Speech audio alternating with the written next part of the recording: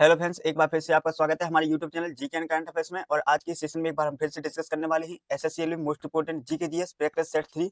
यदि आपने पिछली वीडियो नहीं देखी है तो आप हमारे चैनल में जाएं और सभी प्रैक्टिस सेट को देखिए। और यह वीडियो आपके लिए बहुत ही इंपॉर्टेंट है, इसलिए दोस्तों आप वीडियो के अंत तक बने रहिए। दोस्तों, यदि आप वीडियो में पहली बार है, अभी तक हमारे चैनल को सब्सक्राइब नहीं किया है, प्लीज आपसे हमारी रिक्वेस्ट है कि आप हमारे चैनल को जरूर सब्सक्राइब कर लीजिए, जिससे आपको डेली जीके का नोटिफिकेशन मिलता रहेगा। आई होप, मुझे आशा है कि आप परीक्षा की तैयारी अच्छे से कर पाएंगे। दोस्तों, वीडियो में आगे बढ़ने से पहले मैं आपको बता दूं कि यदि आप इसका पीडीएफ कलेक्ट करना चाहते हैं तो आप हमारे टेलीग्राम को ज्वाइन कीजिए। टेलीग्राम चैनल का नाम है स्पेशल जीके करंट अफेयर्स, और इसका लिंक मैंने अपने डिस्क्रिप्शन में दे रखा है, तो वहां से आप चैनल में ज्वाइन हो जाए, वहां से आप पीडीएफ डाउनलोड कर लें। तो आइए आज का सेशन में स्टार्ट करते हैं। आज का हमारा पहला प्रश्न है दोस्तों, इसके पहले हमने 100 क्वेश्चन डिस्कस किए हैं जो कि आपके लिए बहुत ही इंपॉर्टेंट है। आप समझ सकते हैं कि यह क्वेश्चन कितने इंपॉर्टेंट है। आप हमारी वीडियो के अंदर बने रहिए। तो आइए आज के सेशन को हम स्टार्ट करते हैं। आज का हमारा पहला प्रश्न है कि भारतीय वनस्पतिक सर्वेक्षण का मुख्यालय कहाँ स्थित है। पहला ऑप्शन है आपका कोलकाता में, ऑप्शन बी लखनऊ में, ऑप्शन सी दार्जिलिंग में, ऑप्शन डी इनमें से कोई नहीं।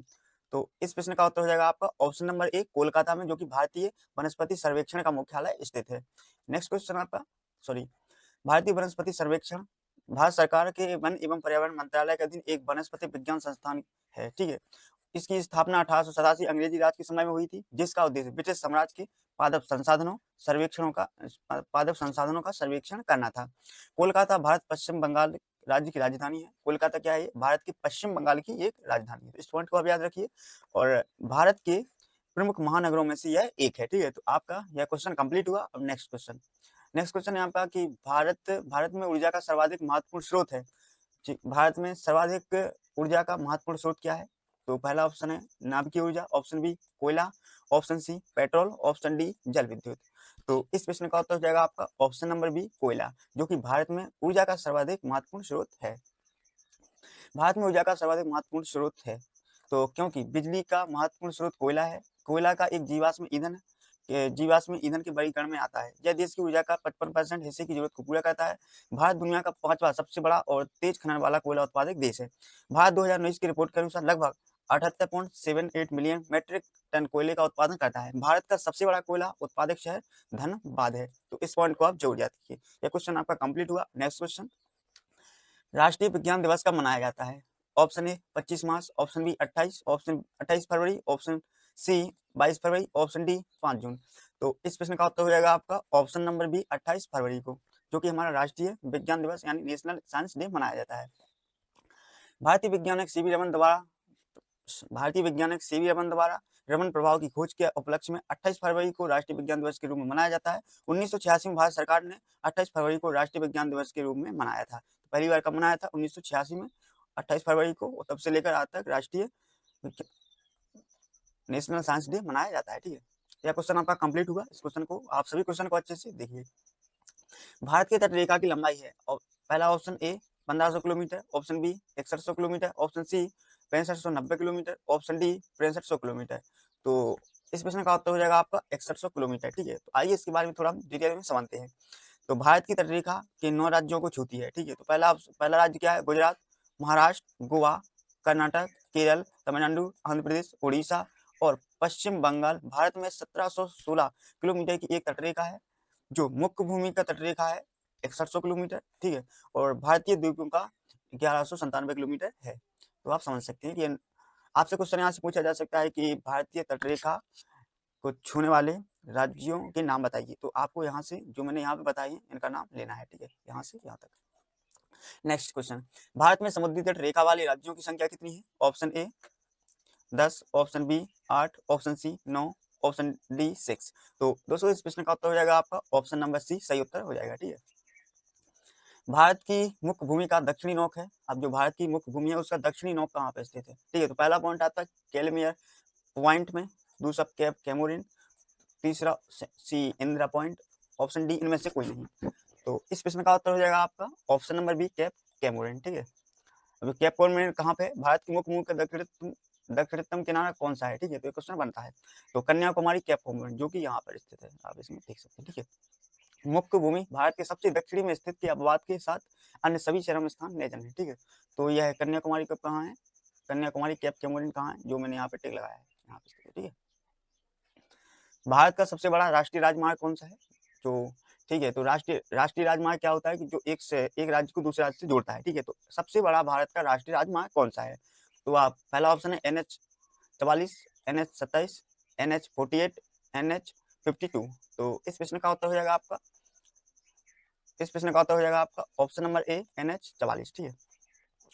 अब देखिए भारत के राष्ट्रीय राजमार्ग कुछ इस प्रकार है कि सबसे बड़ा राष्ट्रीय राजमार्ग है NH44, तो इसकी दूरी है 4112 किलोमीटर, जो कि श्रीनगर से कन्याकुमारी तक फैला हुआ है, ठीक है। तो आप देख सकते हैं ये श्रीनगर है, सॉरी ये श्रीनगर से ये ब्लैक हाईवे है जो कन्याकुमारी तक फैला हुआ है, जो कि पूरे भारत को कनेक्ट करता है, ठीक है। इसके बाद आपका दूसरा कौन सा है NH27, जो इसकी लंबाई है 3507 किलोमीटर, जो पोरबंदर से सिलचर तक फैला हुआ है। आप इसमें देख सकते हैं कि ये पोरबंदर है, इसी सिलचर तक यह फैला हुआ है। तीसरा हाईवे है आपका NH48, जिसकी लंबाई है 2807 किलोमीटर और दिल्ली से चेन्नई तक फैला है। तो ये देखिए आप यहाँ पर देख सकते हैं,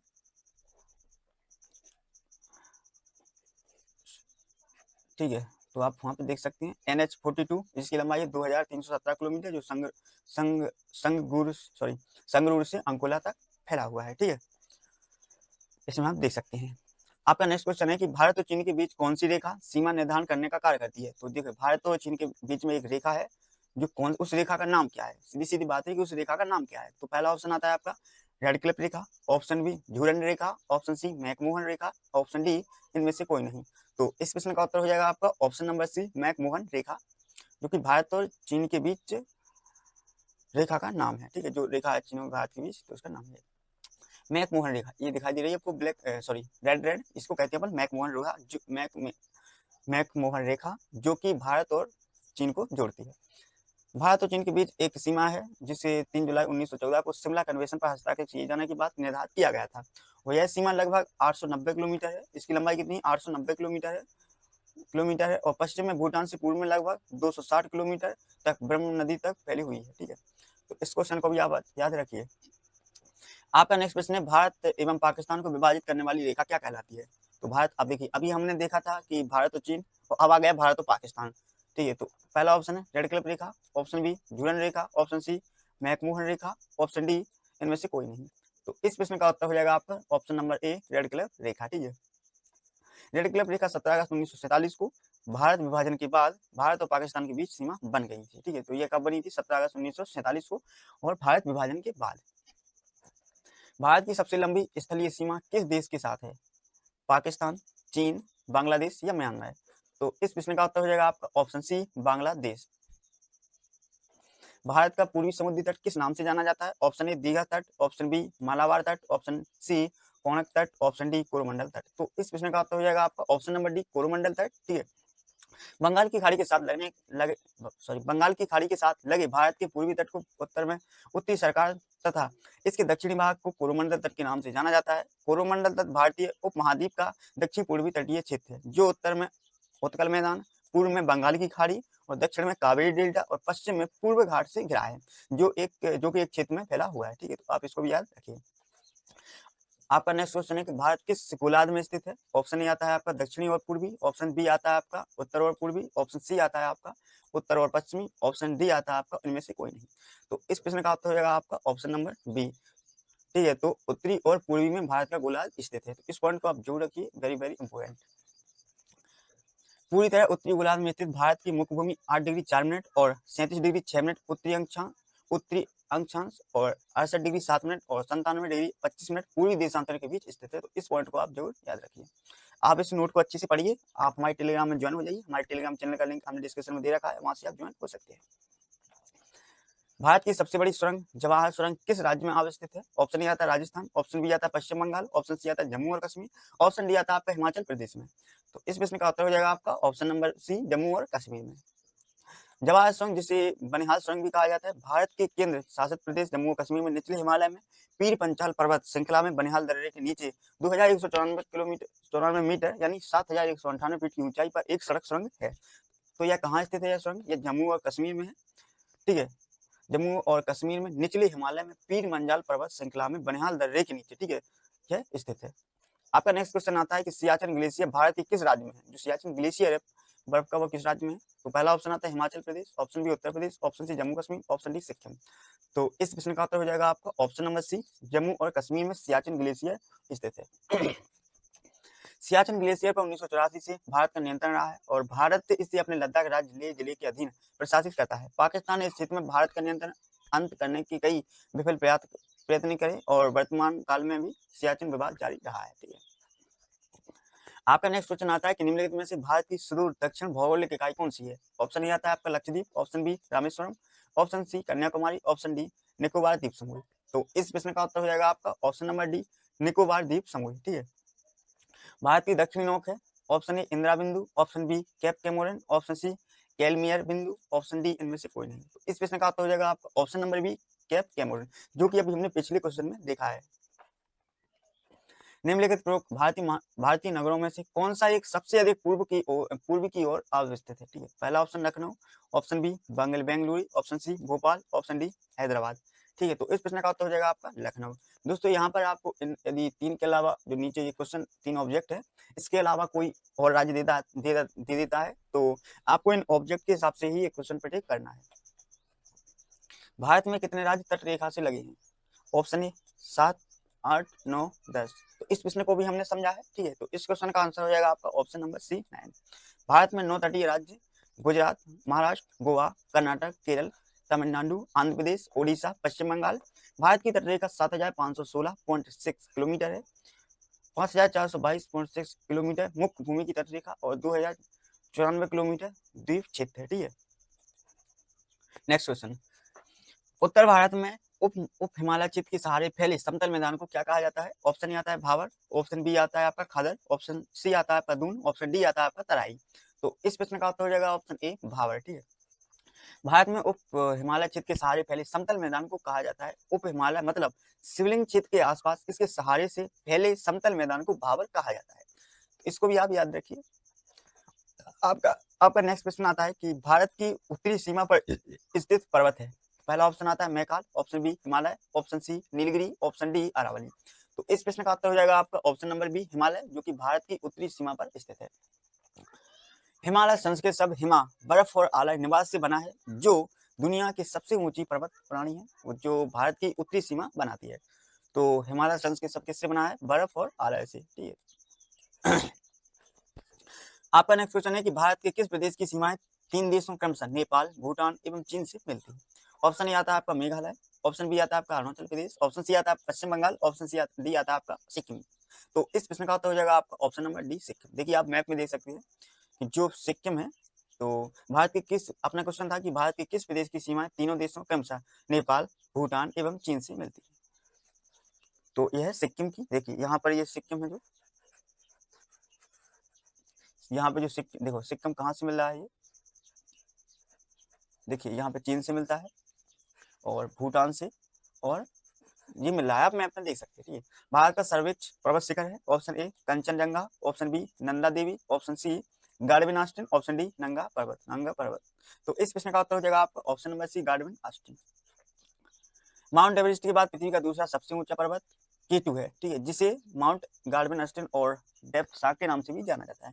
18,250 फीट यानी 8,611 मीटर ऊंची चोटी उत्तरी जम्मू और कश्मीर के काराकोरम रेंज में पाकिस्तान और चीन की सीमा के पास है। ठीक है, तो यह विश्व का पृथ्वी का दूसरा सबसे ऊंचा पर्वत K2 है। इसको भी याद रखिए, जिसकी ऊंचाई कितनी है? 28,250 फीट। नेक्स्ट क्वेश्चन है आपकी, भारत की कौन सी पर्वत श्रेणी नवीनतम है? Option A Himalaya, option B Sahyadri, option C Aravalli, option D Satpura. तो इस प्रश्न का उत्तर हो जाएगा आपका ऑप्शन नंबर ए हिमालय। ठीक है, जो कि भारत की पर्वत श्रेणी नवीनतम है। हिमालय विश्व की नवीनतम बलित पर्वत है। हिमालय शब्द का अर्थ है बर्फ का बास। ठीक है, हिमालय पर्वत श्रेणी को एशिया के जल मीनार के रूप में भी जाना जाता है। शिवालिक हिमालय हिमालय की सबसे बाहरी एवं दक्षिणी श्रृंखला है, जो कि सबसे नवीन पर्वत श्रेणी भी है। आपका नेक्स्ट क्वेश्चन आता है कि भारत में निम्नलिखित में से कौन सी पर्वत श्रेणी केवल एक राज्य में फैली हुई है? तो ऑप्शन ए आता है आपका अरावली, ऑप्शन बी आता है अजंता, ऑप्शन सी आता है सतपुड़ा, ऑप्शन डी आता है आपकी इनमें से कोई नहीं। तो इस प्रश्न का उत्तर हो जाएगा आपका अजंता। ठीक है, तो यह कहाँ पर स्थित है? महाराष्ट्र के औरंगाबाद जिले में स्थित है। ठीक है, अरावली पर्वत का सर्वोच्च शिखर क्या कहलाता है? ऑप्शन ए आता है गुरु शिखर, ऑप्शन बी शेर, ऑप्शन डी सी दोदा बेटा, ऑप्शन डी इनमें से कोई नहीं। तो इस प्रश्न का उत्तर हो जाएगा आपका option number A Guru Shikhar. निम्नलिखित में से सबसे प्राचीन पर्वत श्रेणी कौन सी है? Option A Vindhya, option B Himalaya, option C Aravalli, option D Satpura. तो इस प्रश्न का उत्तर हो जाएगा आपका ऑप्शन नंबर सी अरावली। ठीक है, जो कि क्या है, सबसे प्राचीन पर्वत श्रेणी है। तुजु दर्रा भारत को किस देश से जोड़ता है? ऑप्शन ए म्यांमार, चीन, नेपाल, भूटान। तो इस प्रश्न का उत्तर हो जाएगा आपका ऑप्शन नंबर ए सही हो जाएगा, म्यांमार। तुजु दर्रा भारत को म्यांमार देश से जोड़ता है। यह भारत के मणिपुर के तुंग से म्यांमार को जोड़ने वाला एक प्रमुख दर्रा है, ठीक है। भारत की सबसे बड़ी बाह्य नदी है। ऑप्शन ए आता है Narmada, option B Mahanadi, option C आता है गंगा, ऑप्शन डी गोदावरी। तो इस प्रश्न का उत्तर हो जाएगा आपका ऑप्शन नंबर सी गंगा, ठीक है। नर्मदा नदी का अधिकांश भाग भारत के किस राज्य में बहता है? Option A Madhya Pradesh, option B Rajasthan, option C Gujarat, option D Maharashtra, ठीक है। तो इस प्रश्न का उत्तर हो जाएगा आपका ऑप्शन नंबर ए मध्य प्रदेश में, जो कि नर्मदा नदी का अधिकांश भाग बहता है मध्य प्रदेश में। नर्मदा नदी मध्य प्रदेश के अनूपपुर जिले के अमरकंटक पठार से उत्पन्न होती है। नर्मदा नदी कहाँ से उत्पन्न होती है? यह अनूपपुर जिले के अमरकंटक पठार से उत्पन्न होती है। फिर 1312 किलोमीटर यानी 815.2 मील पश्चिम की ओर बहकर यह भरूच से 30 किलोमीटर यानी 18.6 मील पश्चिम में खंबात की खाड़ी में बह जाती है और अरब सागर की खाड़ी होती है। निम्नलिखित में से किस नदी का उद्गम स्थल भारत में नहीं है? तो ऐसी कौन सी नदी है जिसका उद्गम स्थल नहीं बहती है, जो भारत से नहीं बहती है? तो उस प्रश्न का उत्तर पहला ऑप्शन है Chenab, option B Ravi, option C Sutlej, option D Beas. तो इस प्रश्न का उत्तर हो जाएगा आपका ऑप्शन सी सतलज, ठीक है। सतलज नदी का उद्गम स्थान दक्षिण पश्चिम तिब्बत में समुद्र तल से 4600 मीटर की ऊंचाई पर है। इसका उद्गम मानसरोवर के निकट राक्षस ताल से होता है, जहां इसका स्थानीय नाम लोकचयन खंबा पड़ जाता है। सतलुज नदी भारत की 10 सबसे बड़ी नदियां पूरे उत्तरी भारत में बहने वाली एक प्रमुख नदी है, जिसका पौराणिक नाम सतुर्दी है। तो इस पॉइंट को आप जरूर याद रखिए, इसकी ऊंचाई, ठीक है। और ये कहाँ है? दक्षिणी पश्चिमी तिब्बत में समुद्र तल से राक्षस ताल से होता है, ठीक है। इसका उद्गम मानसरोवर के निकट राक्षस ताल से होता है, ठीक है। भारत की सबसे बड़ी मीठे जल की झील निम्नलिखित में से कौन सी है? ठीक है। तो पहला ऑप्शन है A Pushkar, option B Loktak, option C Wular, option D Dal. तो इस प्रश्न का उत्तर हो जाएगा आपका ऑप्शन नंबर सी है बूलर, जो कि झील है, जो कि भारत की सबसे बड़ी मीठे जल की झील है। बूलर झील, ठीक है, यानी बूलर लेक भारत के जम्मू और कश्मीर प्रदेश के बांडीपुरा जिले में स्थित है, एक मीठे जल की झील है। बूलर झील की लंबाई 16 किलोमीटर और चौड़ाई 9.6 किलोमीटर है। तो यहाँ कहाँ है? जम्मू और कश्मीर प्रदेश के बांडीपुरा जिले में स्थित है, ठीक है। और इसकी लंबाई 16 किलोमीटर और चौड़ाई है 9.6 किलोमीटर। आपका नेक्स्ट क्वेश्चन, उत्तरी पूर्वी भारत की सबसे बड़ी झील लोकटक किस राज्य में स्थित है? ऑप्शन ए आता है आपका Meghalaya, option B Manipur, option C Tripura, option D Mizoram. तो इस प्रश्न का उत्तर हो जाएगा आपका ऑप्शन नंबर बी मणिपुर राज्य में स्थित है। भारत की उत्तरी पूर्वी भारत की सबसे बड़ी झील लोकटक, जो कि मणिपुर राज्य में स्थित है।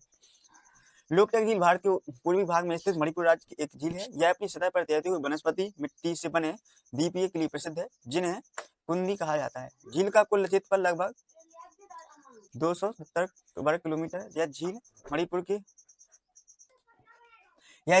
के बिशेमपुर जिले में स्थित है। यह मणिपुर का सबसे बड़ा जिला है, ठीक है।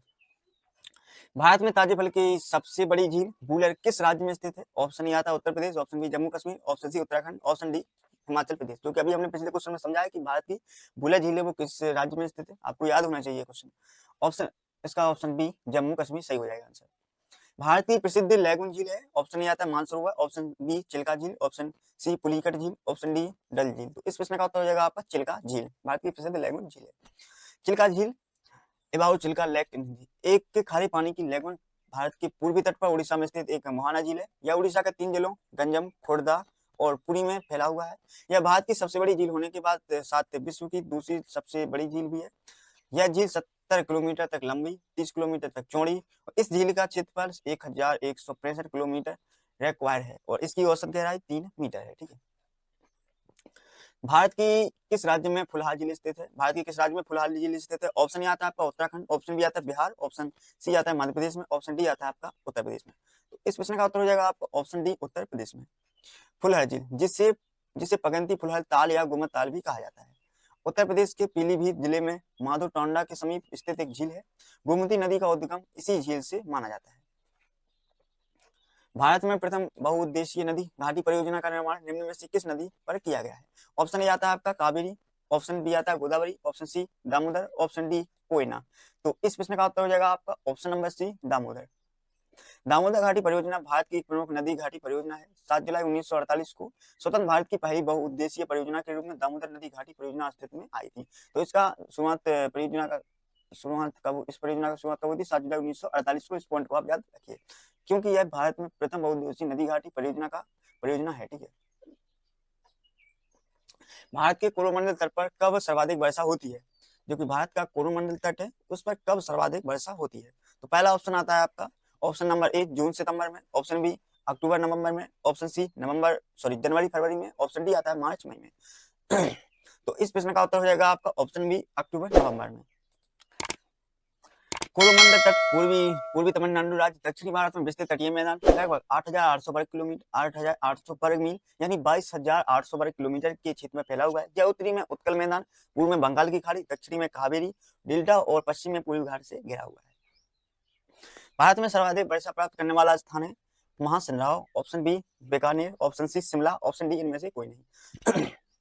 इस प्रश्न का उत्तर हो जाएगा आपका ऑप्शन नंबर ए माउस सिंधराव। ठीक है, तो आप इन सभी क्वेश्चन को अच्छे से याद कर रहे होंगे। मुझे आशा है कि आप सभी साथी वीडियो को पूरा देख रहे होंगे। आप हमारे साथ बने रहिए, यहाँ पर हम आपके अच्छे से प्रैक्टिस करा देंगे। दुनिया में सबसे ज्यादा नमी वाले जगह के तौर पर Guinness book of world record में भारत के मेघालय में मासिनराम का नाम दर्ज है। यहाँ बंगाल की खाड़ी की वजह से काफी ज्यादा नमी और 1,491 मीटर की ऊंचाई वाली खासी पहाड़ियों के बदौलत यह नमी संघनित भी हो जाती है। यहाँ औसतन सालाना बारिश 11,871 मिलीमीटर होती है। भारत पाकिस्तान बगलिहार परियोजना निम्नलिखित नदियों में से किस एक पर स्थित है? पहला option Jhelum, option B Sutlej, option C Beas, option D Chenab. तो इस प्रश्न का उत्तर हो जाएगा आपको option number D Chenab. Baglihar परियोजना भारत की नदी घाटी परियोजना है। यह परियोजना जम्मू कश्मीर में दूसरी विद्युत परियोजना है जो डेटा क्षेत्र में पाकिस्तान की ओर बहने वाली चिनाब नदी पर स्थित है। 9,000 मेगावाट की इस विद्युत परियोजना की 450 मेगावाट वाली पहली इकाई का उद्घाटन भारत के प्रधानमंत्री मनमोहन सिंह ने किया था। जो कि भारत के किस राज्य में जाड़े के मौसम में वर्षा होती है? Option A Orissa, option B Paschim Bangal, option C Kerala, option D Tamil Nadu. तो इस प्रश्न का उत्तर हो जाएगा आपका ऑप्शन नंबर ए उड़ीसा ऐसा एक राज्य जहां पर वर्षा जाड़े के मौसम में वर्षा होती है। भारत के पश्चिमी समुद्री तट पर वर्षा किस मानसून से होती है? ऑप्शन ए दक्षिणी पूर्वी, ऑप्शन बी दक्षिणी पश्चिम, ऑप्शन सी उत्तर पूर्व, ऑप्शन डी आता है आपका उत्तर पश्चिम। तो इस प्रश्न का उत्तर हो जाएगा आपका ऑप्शन नंबर बी दक्षिण पश्चिम। भारतीय वन सर्वेक्षण विभाग का मुख्यालय कहाँ स्थित है? ऑप्शन ए नई Delhi, option B Dehradun, option C Bhopal, option D Nagpur. तो इस प्रश्न का उत्तर हो जाएगा आपका option number B Dehradun. Bharat में वृक्षारोपण उत्सव जिसे वन महोत्सव के नाम से भी जाना जाता है, कि जन्मदाता कौन है? पहला ऑप्शन आता है आपका जवाहरलाल नेहरू, ऑप्शन बी आता है विनोबा भावे, ऑप्शन सी आता है आपका के.एम. मुंशी, ऑप्शन डी आता है आपका महात्मा गांधी। तो इस प्रश्न का उत्तर हो जाएगा आपका option number C KM. Munshi. यह क्वेश्चन यह प्रश्न ऑप्शन सी आपका सही उत्तर हो जाएगा। नेक्स्ट क्वेश्चन है आपकी विश्व के कुल वन क्षेत्रफल का कितना प्रतिशत हिस्सा भारत में है? ऑप्शन ए आता है आपका 2.11%, option 2.82%, option C 1.9%, option D इनमें से कोई नहीं। तो इस प्रश्न का उत्तर हो जाएगा आपका ऑप्शन नंबर बी 2.82%। विश्व के कुल वन क्षेत्रफल का 2.82% प्रतिशत हिस्सा भारत में है। भारतीय वन सर्वेक्षण विभाग की स्थापना कब की गई थी? ऑप्शन ए आता है आपका 1919 ईस्वी में, और ऑप्शन बी आता है 1989 ईस्वी में, ऑप्शन सी आता है 1981 ईस्वी में, ऑप्शन डी आता है आपका इनमें से कोई नहीं। तो इस प्रश्न का उत्तर हो जाएगा आपका ऑप्शन नंबर सी 1981 ईस्वी में। भारत में चंदन की लकड़ी के लिए प्रसिद्ध राज्य है। ऑप्शन ए आता है आपका नई Delhi, option B Kerala, option C Karnataka, option D Assam. तो इस प्रश्न का उत्तर हो जाएगा आपका ऑप्शन नंबर सी कर्नाटक। देखिए कर्नाटक एक ऐसा राज्य है जहां पर चंदन की लकड़ी सबसे ज्यादा पाई जाती है। ये चंदन की लकड़ी है, आप देख सकते हैं यहाँ पे। चंदन की लकड़ी का उपयोग कहाँ किया जाता है? आइए हम जानते हैं। चंदन की लकड़ी का उपयोग बुखार, दस्त, पेट दर्द, त्वचा रोग और अन्य कई बीमारियों के इलाज में किया जाता है। इसकी लकड़ी का उपयोग मूर्तिकला, सुगंधित पदार्थ बनाने में किया जाता है। हिंदू धर्म में चंदन को बहुत पवित्र माना जाता है। पूजा के कार्य में चंदन की लकड़ी और इत्र का इस्तेमाल किया जाता है। आपका नेक्स्ट क्वेश्चन है कि भारत की प्रमुख वनस्पति कौन सी है? ठीक है, पहला ऑप्शन आता है वर्षा सावाना, ऑप्शन बी पतझड़ वन, ऑप्शन सी कांटेदार, ऑप्शन डी झाड़ियां। तो इस प्रश्न का उत्तर है आपका ऑप्शन नंबर बी पतझड़ वन। ऑप्शन बी सही राइट आंसर हो जाएगा। ठीक है, उष्णकटिबंधीय पतझड़ वन हमारे देश के बहुत बड़े भाग में इस प्रकार के वन पाए जाते हैं कि इन वनों में मानसूनी वन भी कहा जाता है। ये कम घने होते हैं और वर्ष के एक निश्चित समय में अपनी पत्तियां गिराती हैं। इन वनों में पाए जाने वाले महत्वपूर्ण पेड़ साल, सागौन, पीपल, नीम एवं शीशम के होते हैं।